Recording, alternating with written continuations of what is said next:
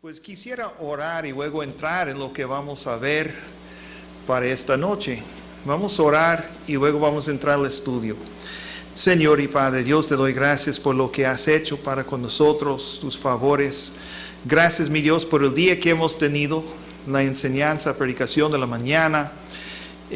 Rogamos, mi Dios, ahora tu bendición sobre clase de niños allá y sobre el servicio aquí.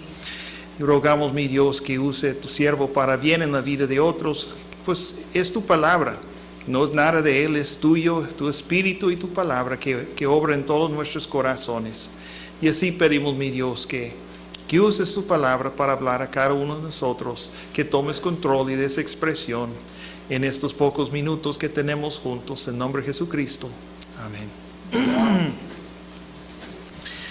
Pues estaba meditando y pensando sobre cómo las cosas han cambiado ya que estamos en el Nuevo Testamento.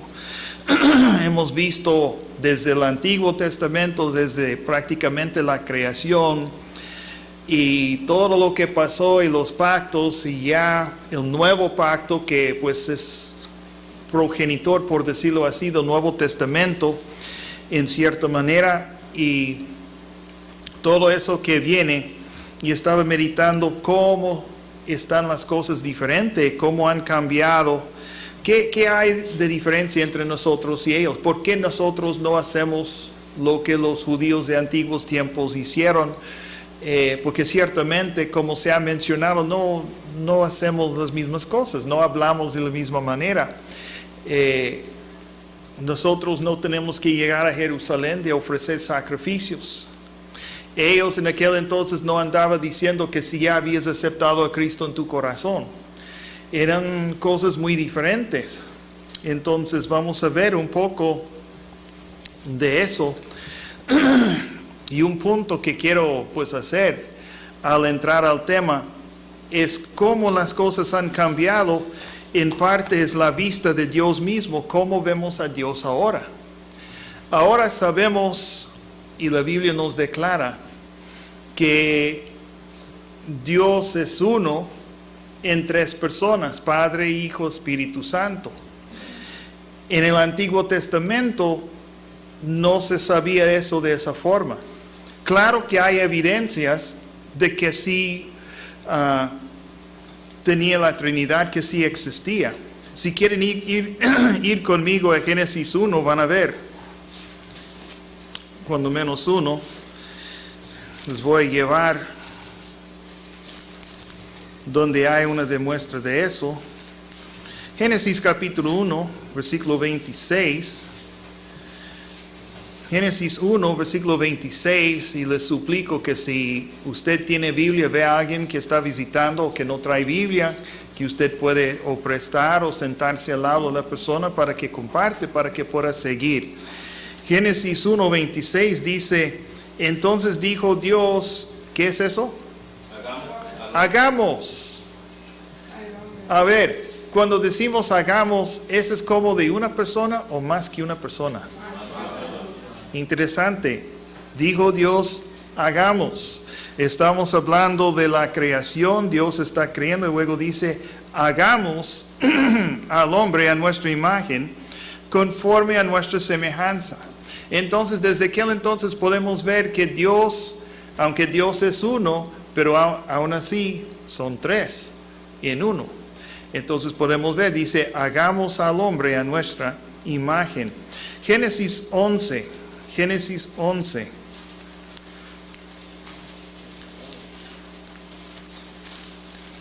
Y versículo 7.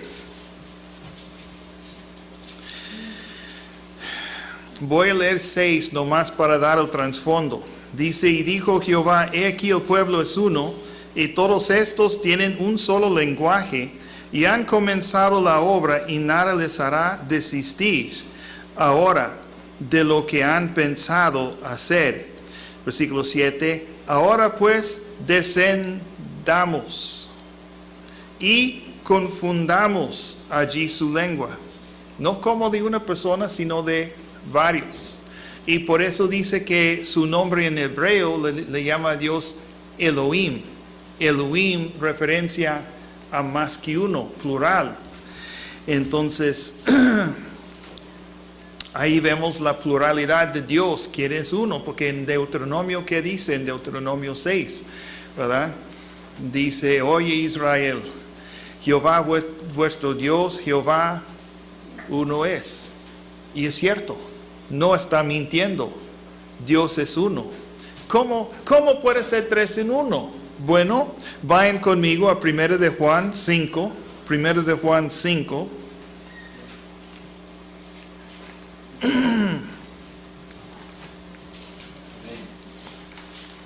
Y versículo 7. 1 de Juan 5, versículo 7. Y dice, porque tres son los que dan testimonio en el cielo, el Padre, el Verbo y el Espíritu Santo, y estos tres son uno. Son uno.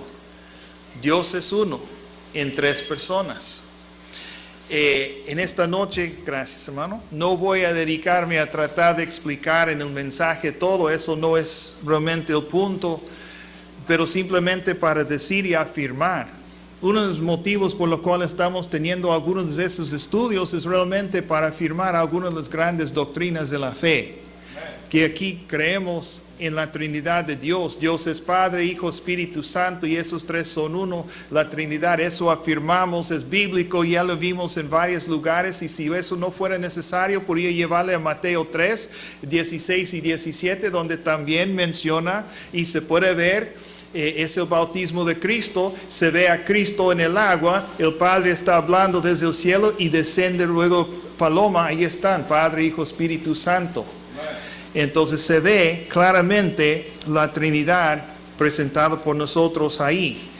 Y Dios decidió manifestarse de esa forma, Él es así, y tiene su papel, cada uno tiene su papel, aunque son uno. Es muy curioso. ¿Quién es que viene a trabajar en nuestros corazones? ¿Quién es que viene adentro de nosotros? El Espíritu Santo es el que viene.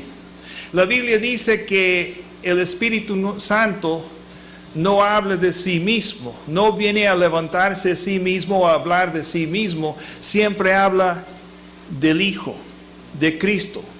Está apuntando la gente hacia Cristo y la obra de Cristo en la cruz. Entonces el Espíritu Santo guía a la gente a Cristo. Y Cristo es el único camino ¿a quién? Al Padre. Entonces se ve cómo va todo, se ve cómo todo es la conexión de esos tres y cómo trabajan juntos. Cada uno es distinto, cada uno es diferente, pero a la vez son partes del uno. No sé si debo decir partes, porque la Biblia dice que en Cristo moran todos ellos corporalmente. Entonces son tres en uno. Y quiero tener cuidado porque hay algunos que han agarrado esa idea y han torcido la idea de la Trinidad y han hecho falacias, han hecho falsas doctrinas. Entonces quiero tener mucho cuidado lo que digo acerca de eso, porque cualquier cosa, manera de tratar de explicar puede resultar como si fuera exponiendo una falsa doctrina, que no que yo quiero hacer. Para nosotros es difícil entender cómo puede ser tres en uno. Tenemos el récord de la Biblia para explicarnos cómo es tres en uno y cómo trabajan ellos entre sí, cómo trabajan juntos. Pero a la vez tenemos que aceptar lo que la Biblia dice. Ahora, la Trinidad es importante para nosotros entender cómo Dios trabaja, y nos conduce a hablar de otra cosa que ha cambiado en el Nuevo Testamento, que es realmente nuestro Señor Jesucristo.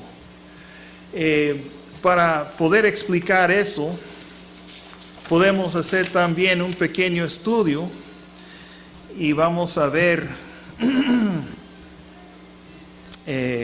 un poco acerca de ello, cómo apareció Cristo en el Antiguo Testamento. Y pues lo que pasa es que en el Antiguo Testamento tienen una cosa, cuando se estudia Instituto de Profecía se habla de lo que se llaman teofanías, que es una apariencia de Cristo.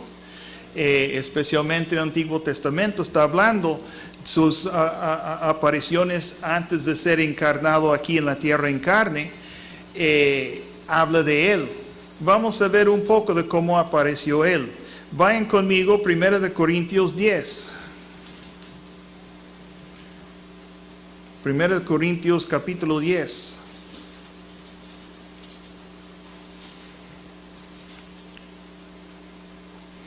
Y versículo 4. 1 de Corintios 10, 4 dice, y todos bebieron la misma bebida espiritual, porque bebían de la roca espiritual que los seguía. ¿Y la roca era qué? Cristo.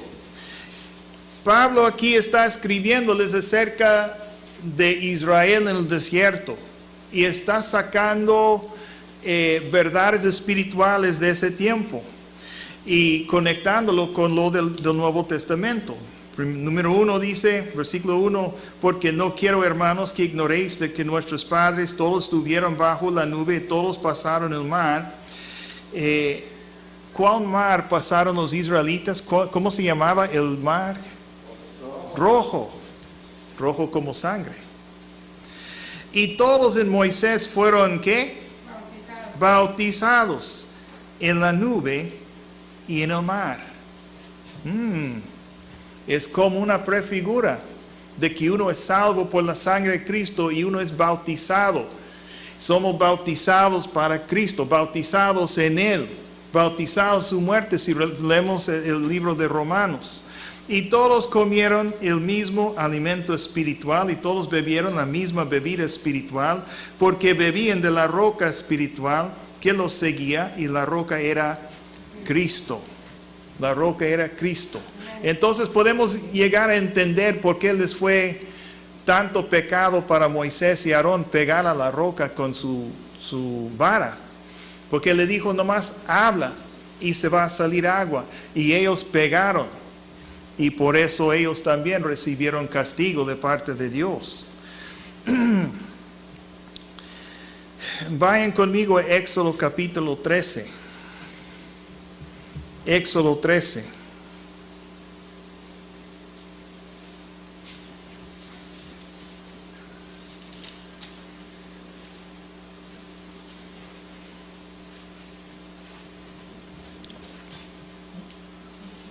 Éxodo 13, versículo 21, dice, y Jehová iba delante de ellos de día en una columna de nube para guiarlos por el camino, y de noche en una columna de fuego para alumbrarles, a fin de que anduviesen de día y de noche.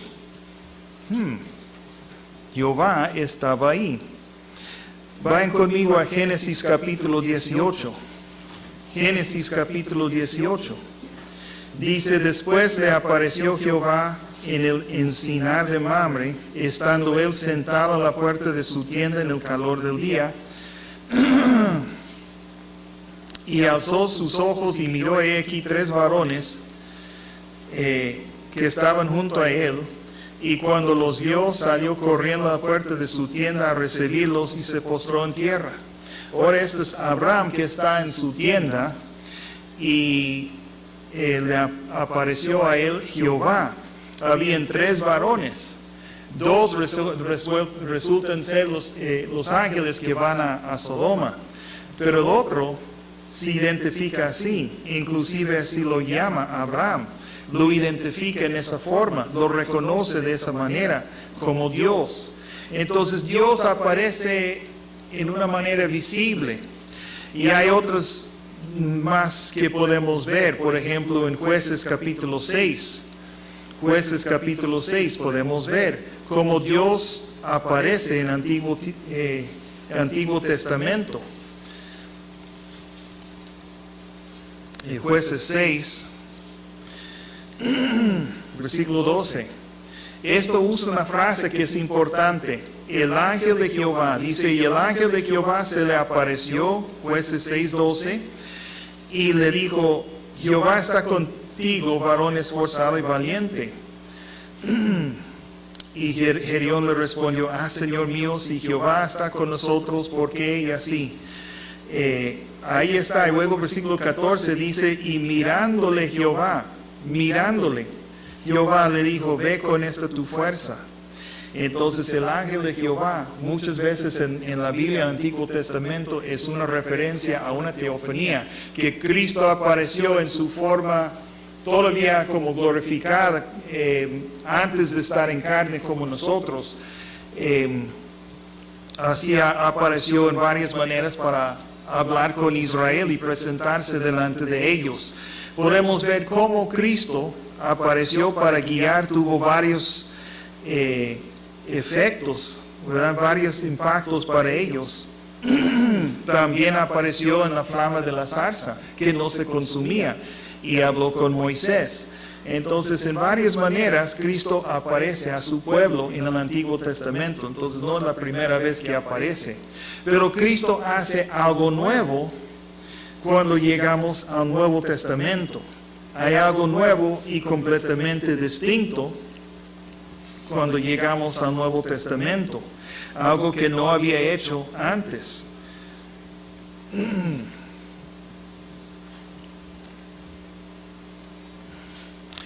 En Lucas capítulo, ¿cuál es ahora? Es 2, creo.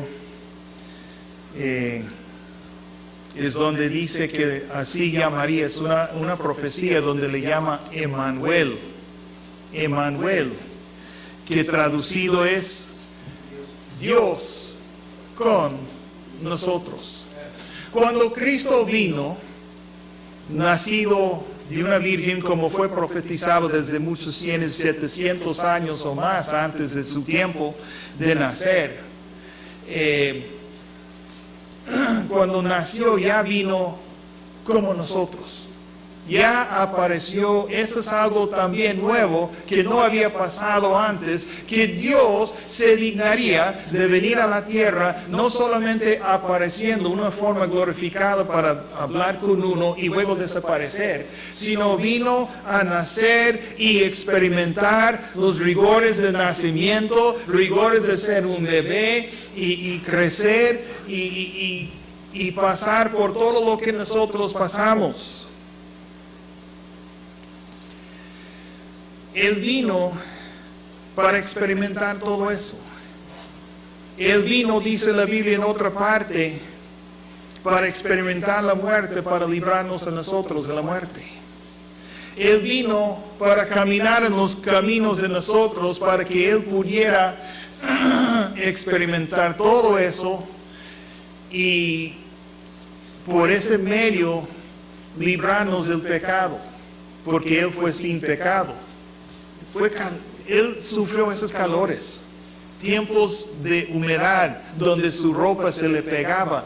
Él sabía lo que era levantarse bien temprano en el frío, cuando todavía hay escarcha, donde todavía hay quizás nieve. Él sabía de sufrir calor y frío y hambre y sed. Y en las Escrituras, estudiando de Él, vemos a un Dios que se hizo humano y lo hizo por amor a nosotros.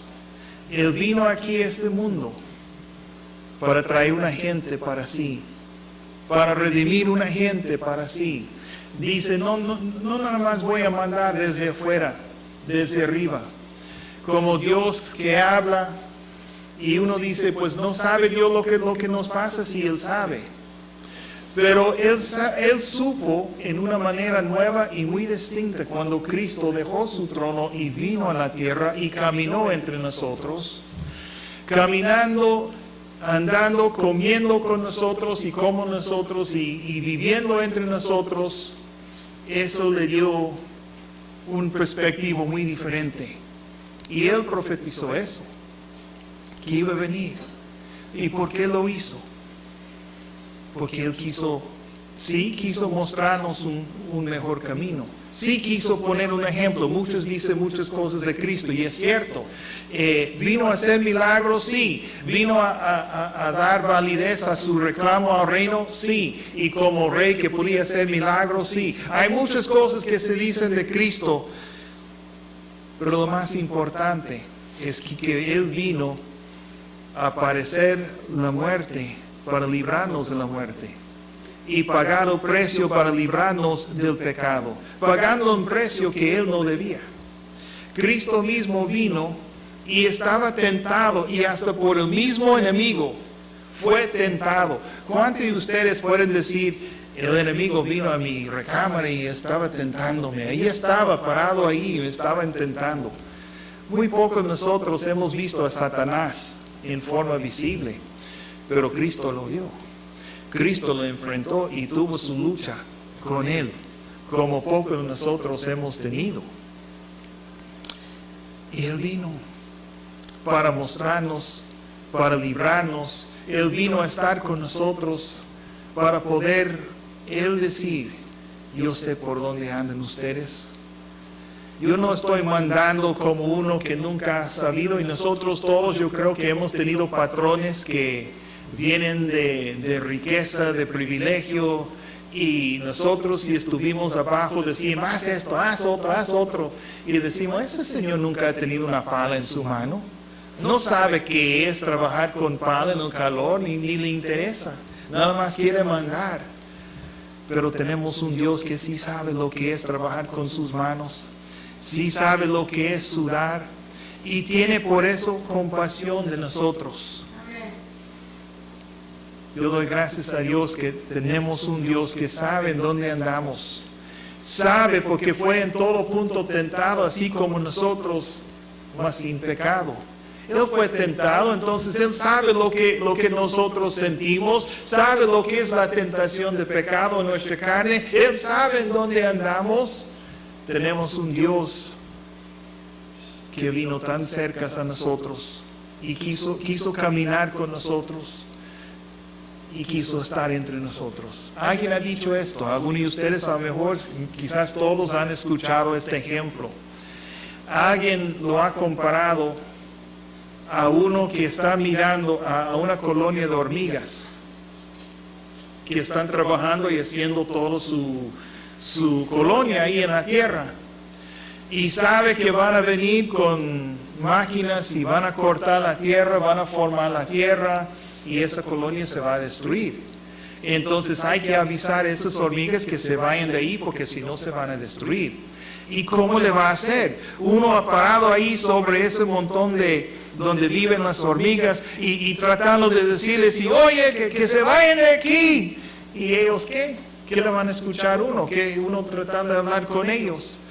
Entonces, si uno tuviera ese poder, el ejemplo sigue diciendo, se convierte en una hormiga para ir entre ellos y avisar a las hormigas y hablarles que se escapen del peligro y hablarles y tratar de rescatar a las hormigas. Imagínense, Cristo es el Dios hombre.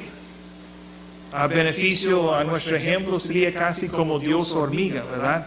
Pero es Dios hombre, siendo Dios y tan grande que llena todo el universo, y se limitó y se confinó y bajó a un cuerpo de carne como nosotros tenemos. Si se puede imaginar eso, la existencia ahí en gloria, su vista no limitada, su audición no limitada, su mente no limitada, todo Él puede ver y escuchar, pensar cosas que nosotros no podemos ni concebir. Ha visto, sabe de todo, tanto más grande como lo más microscópico, y Él sabe de todo. Y dejó todo eso para confinarse dentro de un cuerpo de carne como nosotros tenemos. Eso es nuestro Dios. Eso es nuestro Cristo. Él vino para gustar de lo que nosotros vivimos todos los días. Él vino para caminar en nuestros caminos, porque solamente así podía pagar el precio, solamente así nos podía librar de lo que habíamos hecho. Y eso es lo que es nuevo del Nuevo Testamento, lo que no pasó antes. Él vino para pagar ese precio. Y hay otra cosa más, pensándolo, hay otra cosa más que hizo Cristo por nosotros. Como hemos visto, desde un principio, Dios siempre estaba extendiendo su mano a los hombres, buscando cómo Y con cada etapa se reveló más de su ser al hombre, y más, y más, y más, hasta que al final aquí estaba entre nosotros. Vayan conmigo, Juan capítulo 1.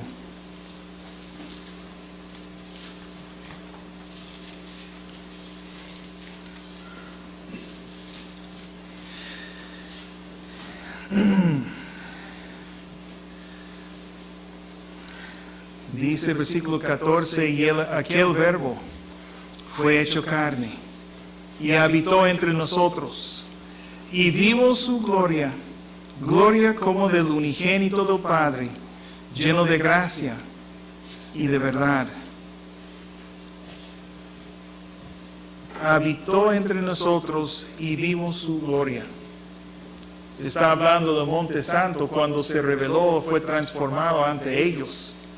Pero imagínense que estaba mirando un hombre caminando ahí que parecía cualquier otro hombre. Y dicen que fue así. Y la Biblia afirma que es así, que Cristo en los días de su carne no parecía diferente de cualquier otro hombre que caminaba.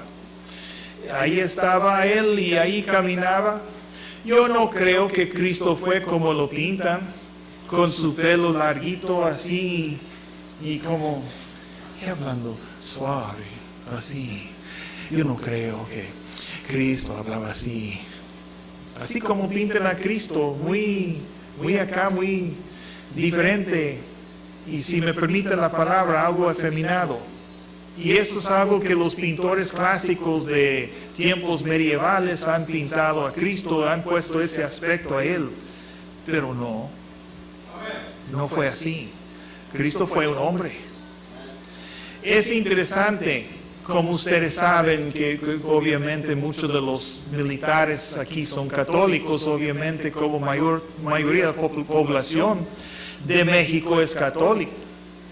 Y tratando con ellos, pues ya sabe cómo son muchas veces los militares que tienen que presentar, que son muy fuerte, muy macho, muy eso, muy otro, y que bien fornidos y así, tienen que demostrar su fuerza, su poder. Y han habido algunos que han dicho eso. Pues Cristo, pues ya eso de la paz es muy pacífico y allá y con su pelo largo y en las iglesias y todo, como si fuera un hippie o qué sé yo. Yo le digo, no. Cristo era más hombre de lo que tú sabes. Cristo era más hombre. ¿Tú crees que fue un afeminado? ¿Tú crees que fue un débil? O que pues, si tú pudieras pasar lo que Él pasó y lo que Él sufrió, a ver cómo saldrías. De veras. Y Él, siendo inocente, siendo acusado falsamente, que lo llevaron, agarraron de noche y lo llevaron, y fue delante de Sanedrín de noche rompiendo leyes, de misma ley de Dios, de ellos. Entonces, teniendo juzgado de noche, y luego después, pues, le escupieron y le pegaron y le latigaron y le pusieron corona de espinas y tantas cosas. Y después de ser castigado, le forzaron a cargar una cruz y hasta tuvo que tener ayuda para eso. Y se puede imaginar la sangre que estaba saliendo de esos látigos que le había cortado. Los látigos que dicen que tenían pedazos de hueso y de vidrio, de qué sé yo, que le agarraba y decían que el soldado que usaba ese látigo tenía un recipiente aquí al lado donde tenía sangre como de un borrego, para que cuando le levante de ahí va a estar todo pegajoso. Y al dar golpe se va a pegar al cuerpo así, se le va a pegar a la piel y luego agarrando así, torciendo. Entonces su daño con ese tipo de látigo no fue tanto en que le golpeaba así, era cuando le jalaba, porque ya agarraba de su piel y cuando se venía con pedazos de su piel, todo abriendo su piel y venas y arterias y todo lo demás. Y ahí estaba, y no hablaba, no se quejaba. Y le llevaron donde le iban a crucificar. y lo arrojaron abajo sobre la cruz y ahí le clavaron en la cruz. Y levantaron esa cruz arriba sobre la tierra y tenía un hoyo donde pusieron la cruz. Y lo levantaron y ¡tas! Dejaron caer la cruz en el hoyo. Y él ya clavado aquí. Se puede imaginar el dolor. Y él dijo, ¿no sabes que en cualquier momento puedo yo llamar 12 legiones de ángeles para librarme, para sacarme de esto? Pero no lo voy a hacer. Teniendo poder de librarse, no lo hizo. Y dices que Cristo no fue un hombre. Fue muy hombre. Yo pienso más que nosotros. Nosotros no sabemos, no tenemos idea. Cualquiera de nosotros, y no solamente eso, su sangre saliendo, tenía sed, tenía mucha sed, y luchando para respirar en la cruz y subirse sobre el hoyo en sus pies aquí para respirar, y luego cayendo así, colgado sobre sus brazos donde está clavado y teniendo sed y sufriendo. Y aún así, tenía tanto interés en los pecadores que dijo al que estaba a su lado, hoy vas a estar conmigo en el paraíso. Yo pienso que quien estaba a mi lado sería la última cosa en mi mente si yo estuviera en esa situación. Pero él estaba interesado en su madre, en el apóstol Juan, en los que estaban a su lado. Él hablaba con gentes a su lado, estaba consciente, estaba mirando, ignorando, poniendo al lado su dolor. Ese es su nombre. Y pudiendo salir de eso, no lo hizo. Pudiendo esquivar todo eso, no lo hizo. Tenía un trabajo que hacer y lo hizo hasta el final. Vino a hacer eso fue su propósito y lo cumplió, aunque sudaba sangre, aunque derramaba sangre, aunque lo hicieron sufrir. Y nosotros ni sabemos de su sufrimiento, todo, porque mucho fue espiritual. ¿No sabe usted que cuando estaba en la cruz también que todos los huestes del enemigo vinieron contra de él, riéndose, burlándose los demonios a él? Ja, ja, ja, ya te agarramos, ja, ja, ja, ya vas a morir, ja, ja, ja, ja, ja, burlándose, no sabiendo que si hubieran pensado bien, si hubieran sabido, entendido el plan de Dios, no hubieran hecho eso. Porque eso jugaba, eso entraba en el plan de Dios, y 3 días después, ¡pum!, salió el resucitado Hijo de Gloria, con las llaves del infierno, llaves de la muerte, victorioso, conquistador. Salió nuestro Cristo. Cristo fue un hombre, fue valiente, fue responsable, y Él hizo lo que vino a hacer, cumplió lo que vino a hacer y nos rescató a nosotros. Eso es algo que yo no digo que cambió, nada más que en el Antiguo Testamento no sabían eso. Y en el tiempo de Cristo los judíos rechazaron eso, rechazaron a Cristo, rechazaron a su testimonio, rechazaron a sus actos, rechazaron a sus milagros, decían esto no es el Mesías, rechazamos a Él, no queremos nada con Él, su sangre sea sobre nuestras cabezas, y así ha sido por 2000 años. Y los judíos han sido esparcidos, han ido de país en país, han sufrido pero bastante los judíos durante este tiempo.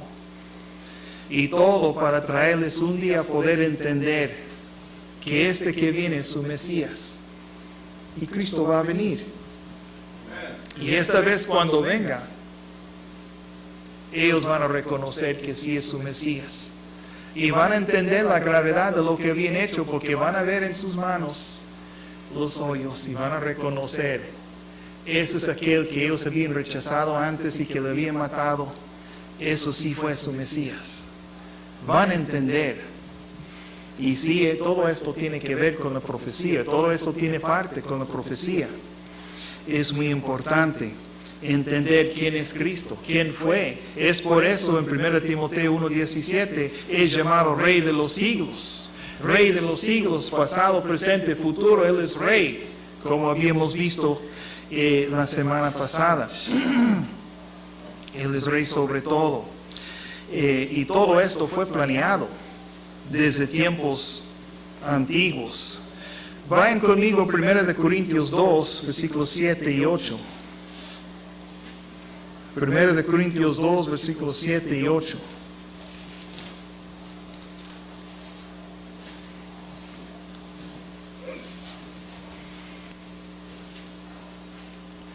Mas hablamos sabiduría de Dios en misterio, la sabiduría oculta, la cual Dios predestinó antes de los siglos para nuestra gloria, la que ninguno de los príncipes de este siglo conoció, porque si la hubieran conocido, nunca habrían crucificado al Señor de gloria. Ahí está lo que acaba de decir. Y dice, la sabiduría oculta, la cual Dios predestinó antes de los siglos, predestinó para nuestra gloria. Es interesante que la Biblia habla de Cristo acerca de eso. En Apocalipsis 13 menciona esa misma idea. Apocalipsis 13 y versículo 8. Dice, y la adoraron todos los moradores de la tierra cuyos nombres no estaban escritos en el libro de la vida del Cordero. ¿Qué Cordero? El Cordero que fue inmolado ¿desde cuándo? Pero yo pensé que fue crucificado ahí en Jerusalén hace 2000 años. El mundo tiene más tiempo que eso. Pero hay que entender que el plan de Dios es más que eso. Muchos preguntan cuánto tiempo estuvo Cristo en la cruz. Y si quiere decir 6 horas, pues eso más o menos es una respuesta muy superficial. Podemos sacarlo. Sí, estaba clavado ahí 6 horas. Pero si queremos mirar más profundo dentro del plan de Dios y propósito de Dios, podemos ver aquí que dice la vida del Cordero que fue inmolado ¿desde cuándo? Desde el principio del mundo. Dios tuvo plan desde aquel entonces, desde el principio del mundo. Siempre ha sido inmolado, siempre había sido sacrificado. Desde ese entonces Dios había determinado que Cristo iba a pagar ese precio. Amén. Y todo ese tiempo estaba mirando desde el principio del mundo al año 1980. En la sala de una casa donde un joven de 15 años estaría escuchando el Evangelio y diría, si ese joven quiere aceptar a Cristo, aquí estoy, yo voy a hacerle por él. ¿Y cuántos más de nosotros pudiéramos decir igual? Mirando desde el principio del mundo, inmolado desde el principio del mundo, mirando sí a la gente en el Antiguo Testamento, sí el tiempo de Cristo, y sí mirando hasta nuestros tiempos a estas personas sentadas aquí que necesitan a Cristo y que han venido a Cristo. Dios supo. Desde fundación del mundo Dios estaba mirando. ¿No le hace sentir especial? Somos especiales delante de Dios. Somos especiales. Tuvo a todos nosotros en su mente y en sus ojos todo ese tiempo atrás. Y tuvo ese plan de que nosotros pudiéramos ser salvos. Y hizo eso. Y con Dios muchas veces habla algo como ya cumplido, ya hecho, aunque todavía no en el plan de tiempo. Pero hay que recordar que Dios está fuera de tiempo, Dios está en la eternidad. Entonces, si Dios ya lo ha determinado, es un hecho. Por eso, el Cordero que fue inmolado desde el principio del mundo, porque Dios desde aquel entonces había determinado, aunque fue hecho en la cruz, tantos miles de años después, ¿qué es eso para Dios? Él ya lo ha determinado y en sus consejos eternos así es. Con Dios así es. Él habla así. De esa forma. Y así nos presenta como Cristo vino a morir por nosotros. Eso es algo que en el Antiguo Testamento no vieron eso. No miraron eso, no alcanzaron a ver. Y luego hay otra cosa. Sabemos que Cristo vino. En Mateo 16 nos habla de cómo Cristo vino y decidió fundar una iglesia, ¿verdad? ¿Y la iglesia qué es? Es el cuerpo de Cristo. ¿Cristo qué es? Es cabeza de la iglesia. Eso es algo que ellos no vieron. ¿Y quién está en la iglesia? De todo tipo de gente. Tengo una pequeña cosa aquí que usaba el instituto. Es una comparación entre Israel y la iglesia. Dice bajo Israel, dice promesas terrenales, los pactos. Israel tenía sus pactos y tiene sus pactos terrenales. Sus promesas de tierra, de descendencia, de reino, de casa, de trono, de todo. La iglesia tiene promesas celestiales, el evangelio, promesa de vida eterna, morar con él para siempre. Israel viene de simiente físico, Abraham. La iglesia viene de simiente espiritual, Cristo. Israel es de nacimiento físico. Uno llega a ser un israelita por nacimiento físico. Sí se puede convertir a ser judío y todo eso, pero normalmente eso es como. La iglesia es nacimiento espiritual. Se tiene que nacer de nuevo. Y si no nacemos de nuevo, ¿qué no podemos hacer?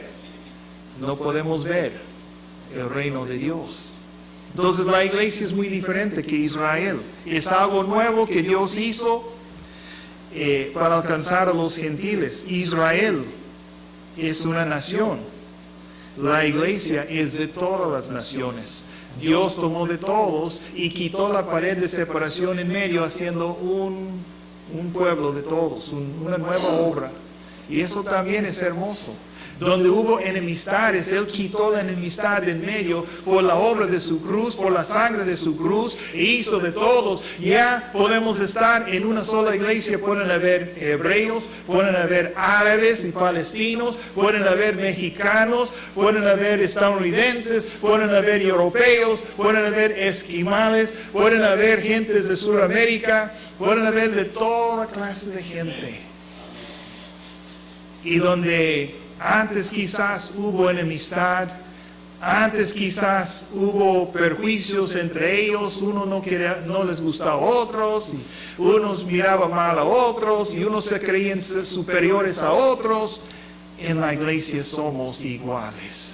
No hay nadie mejor que otra persona en la iglesia. Lo que va en el mundo se queda en el mundo.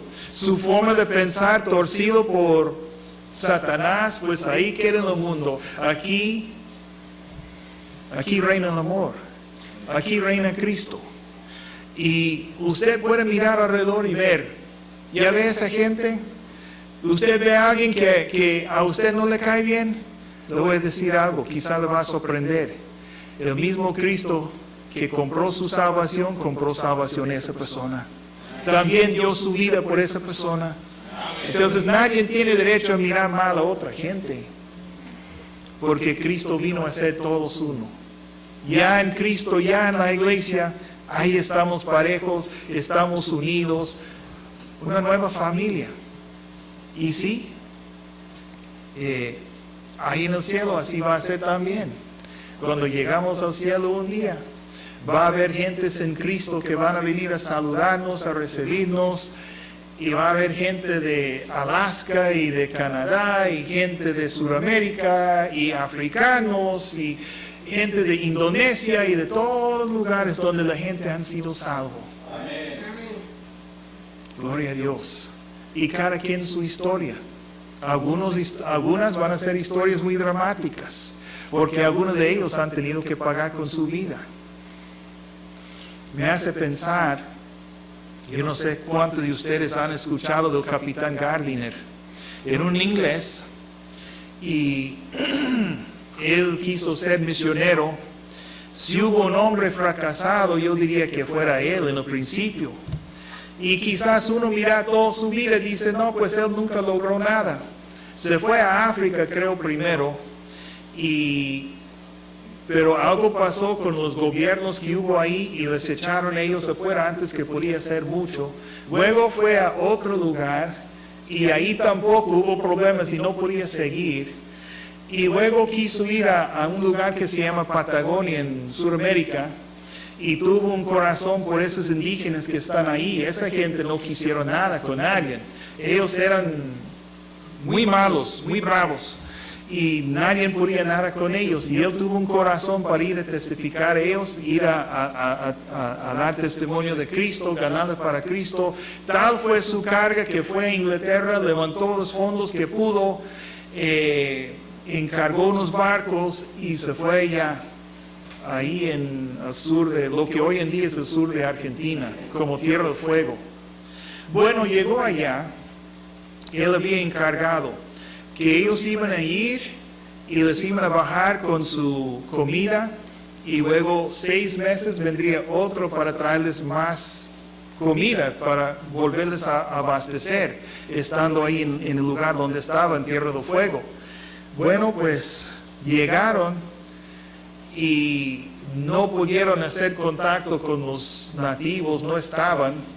Entonces estaban buscando, pero no hubo manera, no hubo radio, no hubo nada de eso. Estamos hablando de los 1800, no podían hacer saber a nadie. Bueno, pues estamos equivocados, no hay nadie aquí. Y tristemente el gobernador en el lugar más cerca que estaba a cargo se le olvidó mandar el otro barco, se quedó ahí. Y cuando al final alguien se acordó de ellos, llegaron ahí y nomás encontraron sus diarios y les encontraron todos ellos como enterrados. Y estaban ahí en la playa y habían sobrevivido por un tiempo nada más comiendo los animalitos que podían encontrar al lado del mar, pero el lugar fue desolado, no hubo nada de comer, estaba muy expuesto a los elementos, a todo, y ellos no duraron tanto tiempo. Cuando al final regresaron para encontrarles donde él había dejado instrucciones, ya no estaban, todos habían muerto.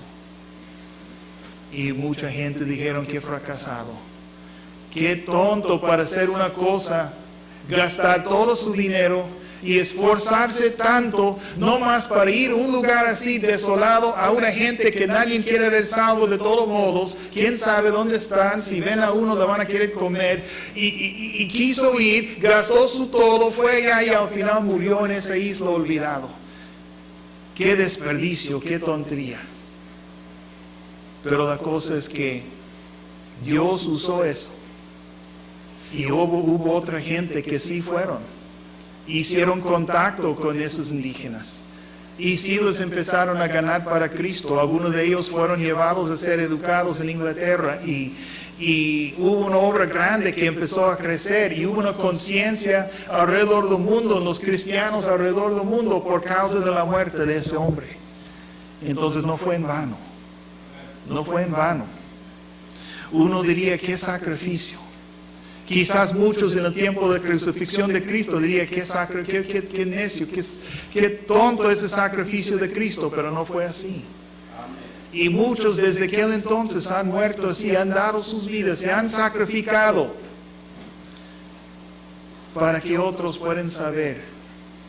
Y pues yo pienso también en los 5 misioneros que fueron entre lo que ahora se dice Waodani. Ellos mismos, prácticamente su primer contacto con ellos, vinieron con lanzas y los mataron a ellos. Pero dentro de unos cuantos años sus esposas estaban ahí trabajando con ellos y ganándolos para Cristo. A veces el sacrificio es muy alto, así como Cristo hizo un sacrificio muy alto para nosotros. ¿Nosotros estamos dispuestos a hacer un sacrificio como Cristo? ¿Estaríamos dispuestos a dar, a sacrificar algo? Estamos realmente muy cómodos si pensamos en serio, si pensamos la cosa bien. La verdad es que estamos muy dedicados a nuestra cultura, a nuestra comodidad, que queremos llegar a la iglesia, regresar a la casa, estoy a tiempo para el partido. Ay, ¿dónde está mis sabritas? ¿Dónde está mi coca? ¿Dónde está? Hay que acomodarme para ver el partido. hay que subirle. Y así vivimos muchas veces. Yo no digo que a nadie en particular estoy hablando, yo digo que todos tenemos en nuestra forma, queremos estar cómodos, porque tenemos todo. Dicen, qué pobres son, pero no, tenemos riquezas. Si han visto otras partes del mundo, yo había visto algunas partes cuando viajaba, yo había visto lugares en las Filipinas, y algunos se quejan de lo que le dicen las pichoneras que tienen aquí, las casas pegadas así. En las Filipinas tienen donde la gente vive amontonado unos sobre otros. Y tienen nada más casas como de lámina y peracera y están así amarrados y pegados y así vive la gente. Y yo lo he visto. También ahí en Manila tienen gentes que viven, bueno, yo sé que aquí también tienen los pepeneros, como le dicen. Allá tienen una ciudad que está en la pura basura. Y ellos llegan y hacen sus casas de lo que pueden de la basura y ahí viven y ellos sacan de ahí para vender a la gente y todo eso. Nosotros vivimos muy a gusto. No tenemos mucho para quejarnos. Estamos bendecidos. La pregunta es, ¿estamos dispuestos a darle para Cristo? Cristo dio tanto para nosotros, ¿qué estamos dispuestos a dar para Él? Bueno, en esa nota yo creo que voy a terminar y vamos a orar. Todo ojo cerrado, por favor. Vamos a orar. Señor y Padre, Dios, te doy gracias por lo que has hecho por nosotros, por tu bendición. Gracias por tu gran sacrificio. Mucho más se puede decir por esto, pero creo que no es necesario en este momento. Mi Dios, hay que honrar y hay que reverenciar la memoria de los que han dado tanto, porque son ejemplos. No las adoramos, pero sí miramos su memoria y decimos, no, pues tremendo ejemplo para mi vida. Yo quisiera ser así. Y Cristo es el mayor. Nuestro Cristo, nuestro capitán de nuestra salvación. Te damos gracias. Mi Dios, ayúdanos a ser como tú quieres que seamos. Ayúdanos, mi Dios, a seguir en tu ejemplo, en tus pasos. Gracias por lo que has hecho por nosotros. Ayúdanos a meditar en lo que hemos escuchado y preparar nuestros corazones por lo que viene más para adelante. En nombre de Jesucristo. Amén. Ok, pastor, si quiere terminar. Sí, hermanos, sigan orando mientras el piano está tocando. Mediten lo que ha escuchado, cómo Cristo dio su vida por nosotros, hermano. Qué tremendo. El altar está abierto. Yo creo que todos deberíamos estar de rodillas, dándole gracias a Dios por lo que Él murió por nosotros. Creo que todos deberíamos postrarnos, hermanos, cuando menos unos minutos para adorar a nuestro Dios. Mas Dios muestra su amor para con nosotros en que, siendo aún pecadores, Cristo murió por nosotros. Es justo, hermano, tenemos una causa para abrazar, como mirábamos en la mañana. La causa de Cristo.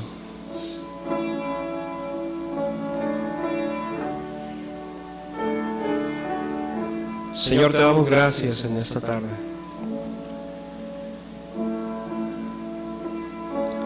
Gracias porque qué tremendo es lo que hiciste por nosotros, Señor. De incalculable valor. Todo ese sufrimiento en la cruz del Calvario. Mi Señor, ayúdanos, Señor, a darle dirección a nuestras vidas. Una dirección que valga la pena, Señor. Mi Dios, gracias por todo lo que nos das. Gracias por estar con nosotros. Porque somos indignos, Señor. Sin embargo, eres muy misericordioso. Gracias, Señor. En el nombre poderoso de tu Hijo amado, Cristo Jesús. Amén.